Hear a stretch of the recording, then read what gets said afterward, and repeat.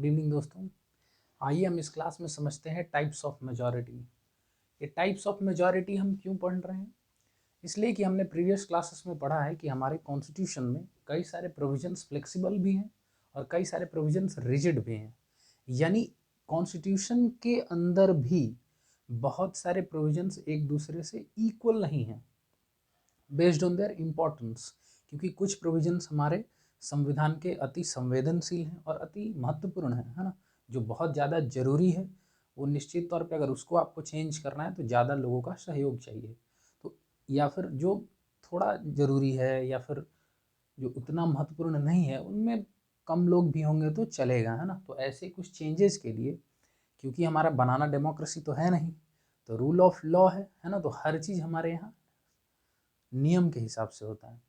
तो उसके लिए भी हमारे यहाँ क्या है, बहुत सारी मेजॉरिटी को दर्शाया गया है। मेजॉरिटी का इन सेंस समझिए कि संसद में कुछ एक पर्टिकुलर स्ट्रेंथ है, अभी कितनी है 543 है, तो इसमें से कितने लोग अग्री करेंगे तो कुछ प्रोविजन चेंज हो जाएगा, और कितने लोग कम करेंगे ज़्यादा करेंगे उन्हीं चीज़ों के बारे में डिस्क्रिप्शन है। तो उनमें जो सबसे इम्पॉर्टेंट या आप कह लो कि जो सबसे ज़्यादा फ्रीक्वेंट यूज़ होता है उसमें है सिंपल मेजॉरिटी। यहाँ इसका डेफिनेशन लिखा हुआ है कि एक majority of more than 50% present and voting on any motion, resolution और बिल। हम लोग आने वाले क्लासेस में मोशन, रेजोल्यूशन और बिल के बारे में पढ़ेंगे, लेकिन आप अभी के लिए इतना समझिए कि किसी डिसीजन को अगर करना है तो उस पर वोटिंग होती है, कितने लोग अग्री करते हैं। तो ये सिंपल मेजॉरिटी कहता है कि मोर देन 50%, है ना, यानी 10 है तो 5+1 6 या 6 से ज़्यादा लोग प्रेजेंट एंड वोटिंग होना चाहिए, यानी उस दिन प्रेजेंट होना चाहिए उसमें से आधे से ज़्यादा लोग। ठीक है, तो अब इसको एक एग्जाम्पल के माध्यम से समझिए। मान लीजिए कि लोकसभा का स्ट्रेंथ 543 मेंबर का है, ये तो टोटल स्ट्रेंथ है कि इतने लोग होने चाहिए, लेकिन ऑन एनी गिवन डे हो सकता है कि अलग अलग सर्कमस्टांसेस के चलते केवल 480 लोग ही उस समय प्रेजेंट हो, है ना।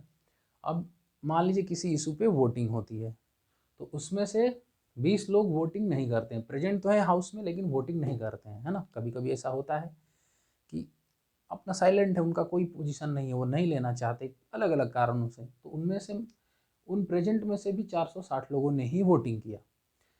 तो अगर मान लीजिए उसके पक्ष में वोटिंग जो गिरनी चाहिए कि हाँ ये होगा, वो कैसे तय होगा कि 460/2 यानी 50%, 230+1 मोर देन 50%, है ना। तो 231 या उससे ज़्यादा अगर लोग अग्री कर जाते हैं, यानी 231 एमपीज या इससे ज़्यादा एमपीज अगर एग्री कर जाते हैं, तो वो सिंपल मेजॉरिटी के थ्रू कोई भी इशू पे वो मसला निकल हो जाएगा, हल हो जाएगा, यानी वोटिंग हो जाएगी। लेकिन अगर इससे कम होगा तो वो रिजेक्ट हो जाएगा, है ना। तो ये तो उसके कोर डेफिनेशन से रिलेटेड हो गया।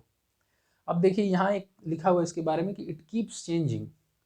कीप्स चेंजिंग का मतलब आप खुद ही समझिए, इसी एग्जाम्पल को देख लीजिए कि टोटल स्ट्रेंथ 543 है, आप किसी एक गिवन डे पे 480 लोग प्रेजेंट हैं, अब 460 लोग ही वोट कर रहे हैं, लेकिन इसी में समझिए 480 लोग प्रेजेंट है, हो सकता है 470 लोग वोट करते, तो 470 पे ये जो निकल के आता संख्या वो अलग हो जाता क्योंकि उसका 50% अलग है।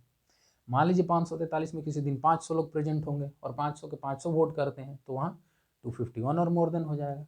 तो इसलिए ये डिपेंड करता है कि कितने लोग प्रेजेंट हैं और कितने लोग उसमें से वोट करते हैं, है ना। तो इसलिए ये हमेशा ही बदलते रहेगा, एक फिक्स नंबर नहीं हो सकता है।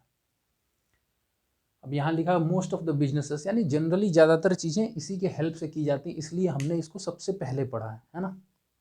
जैसे यूके में देख लीजिए, यूके में सिर्फ सिंपल मेजॉरिटी ही होता है। हमने रिटन और अनरिटन कॉन्स्टिट्यूशन के डिस्टिंक्शन में ये पढ़ा था कि यूके एक यूनिटरी गवर्नमेंट है, वहाँ पर मतलब फेडरलिज्म का ये नहीं है, और वहाँ सारे कानून एक ही जैसे होते हैं और एक ही प्रक्रिया से होते हैं। वो प्रक्रिया क्या है? सिंपल मेजॉरिटी, है ना। जो इसमें हम नेक्स्ट बात पढ़ने वाले हैं वो कि ये सिंपल मेजॉरिटी हमारे कॉन्स्टिट्यूशन में कहाँ कहाँ यूज़ होता है ना, क्योंकि ये जानना भी ज़रूरी है कि कहाँ यूज होता है। ये तो उसके डेफिनेशन या कैरेक्टरिस्टिक्स का पार्ट हो गया, है ना। तो क्योंकि इसमें कई सारे प्रोविजंस जो इसका यूज होता है वो अभी आएगा, वो हम लोग आगे पढ़ेंगे, पर ठीक है बिफोर हैंड हम जानेंगे कि हाँ यहाँ यहाँ चीज़ें ये यूज होती हैं।